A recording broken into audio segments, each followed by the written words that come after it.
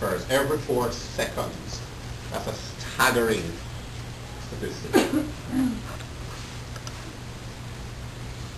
Just a little bit of statistical information. Here, there was a publication about 2 years ago, a year and a half ago, that gave some statistics, and I've just selected one slide from this roughly 40-page document.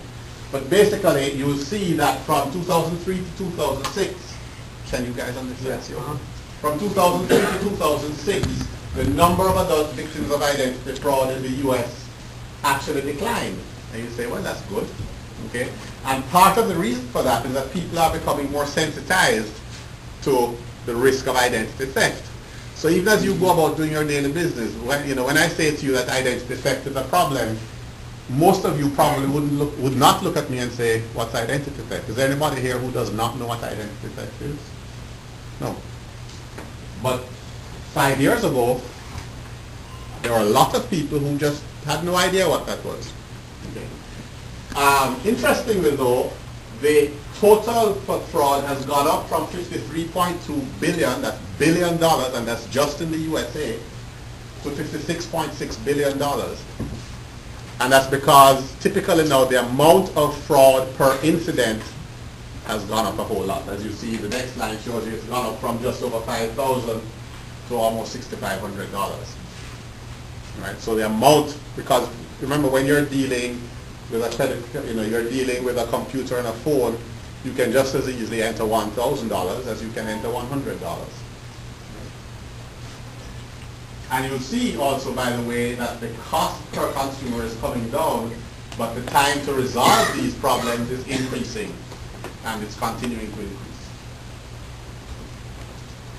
So, how does, what's the road? How do I become you? How do I, the identity thief, become you? Let me tell you a story. And again, these are all true stories about a stray dog. There was a good Samaritan who saw a stray dog running through the neighborhood. The dog had on a collar, but it seemed hungry and lost.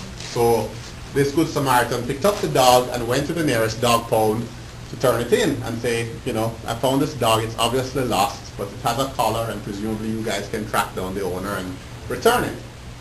So the person inside the dog pound said, okay, can I get your name? Can I get your address?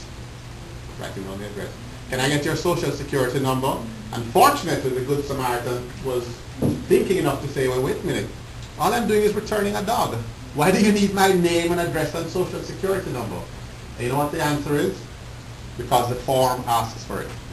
And most people, when you go someplace, a clerk has a form. They say to you, can I get your name? Can I get some information?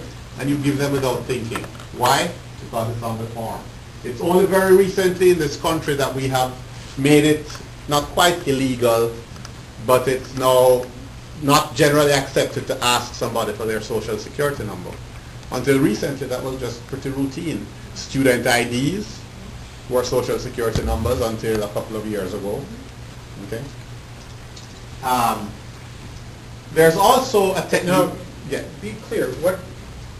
What can somebody do with Social Security number? With a social security number, you can usually get access to, and I'm going to talk about this a little bit more, but the process of identity theft starts out by acquiring somebody's information, and then with this acquired information, name, social security number, date of birth, with that information, for instance, I could go to Florida driver's license office and say, Joel, I'm sorry, I misplaced my driver's license, but I have my name, my social security number, and so on. Can I get a replacement? And it might not be quite so easy as that in Florida because the states are gradually getting smarter and smarter. But you say to me, okay, yeah, that checks out. The name, the social security number match, the date of birth is good. Now you take a picture of me, and now I have a Florida driver's license. But I'm not Joel. I'm actually Kenneth Henry, but I have Joel's name, date of birth, and social security number. I went to the driver's license, and I got a driver's license with his information, my picture. So now I have just used that information to convert it into a false identity. And now perhaps with that false identity I can go to a bank and say, here's my driver's license, here's my name, my date of birth, and I may be able to open a savings account and possibly get a loan or a credit card. Now, by the way, not only do I have a driver's license, I now have a credit card, and the bank now has loan documents that say I'm Joel. So I've just used that information to create a series of false identities. Perhaps I can now go to a potential employer and say, I'm Joel. Here's my information, here's my driver's license, here's my name, my social security number, and so forth. And now I have an employment ID that says I'm Joel. So I'm gradually creating a whole series of fake identities. And that's actually called breeding. Because break that down. Sure. Here's some markers. Yeah, I have a... I want you to remember this because I'm going to ask you about this in this group. I have a slide on this too, so you don't need to worry about it. Acquisition. The A, I call it the ABCs of identity fraud. A is for the acquisition. That's where you get the name, social security number, date of birth. You acquire somehow the data to begin with. The B is the breeding process that I just described.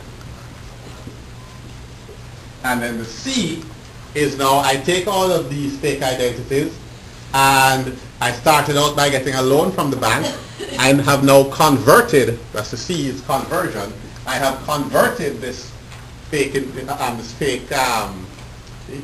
information into cash or other assets. Okay? So that's the C. That, in a nutshell, is the business of identity theft. That's the business, the ABCs. You acquire the data, you breed additional documents to support the fact that you are who you're claiming to be, even though it's fake. And this breeding process, I could repeat this any number of times. I could have 8 or 10 identities that say I'm Joel, a driver's license. An important point to note is that effective fraud, effective identity fraud, ends up having official documents. It's not that people go around trying to forge driver's licenses. By this breeding process, you end up with completely official documents. Yes. That's, I have a you real... can't just look at it and say, oh, this is fake. It's real. Because it comes from the authorized institution. That's the way to make it really work. Mm-hmm. So think about that when I ask you for your own fraud. This is what our exercise is going to do. Can you repeat real quick again how he gets the real record, the real license? You mean the acquisition? No, the breeding. Oh, the breeding, okay. So I started out by getting a name, let's say a name, social security number, date of birth. It's not that difficult to get parents' names, even from public databases, from death records sometimes, or marriage records. Anyway, you get the basic information and you use that basic information and go to some organization that then issues you a real identity document with the fake information. Say I lost it or something? Yeah, sure. I'm going to talk a little bit more about social That's a engineering. good point. Oftentimes, if you go for the initial application, they may do such and such controls. But you say, oh, I lost mine. Right. Then you're going sort of around sort of the backdoor procedure. Typically, Backdoor that's right. Typically, the breeding involves saying you lost something, you're replacing something you lost. And it seems very legitimate because you have all the right information, you have all the right answers. Okay, fine. And off you go. Yeah. One common thing I found in the medical offices. In where? Or in medical office? Yeah, they always want your social security. Mm-hmm. And many times I said, no, I don't want to provide and stuff like that. In some places, they just refuse service is going to provide it. Unfortunately, that's true. And actually, you raise an interesting point. I am not going to talk about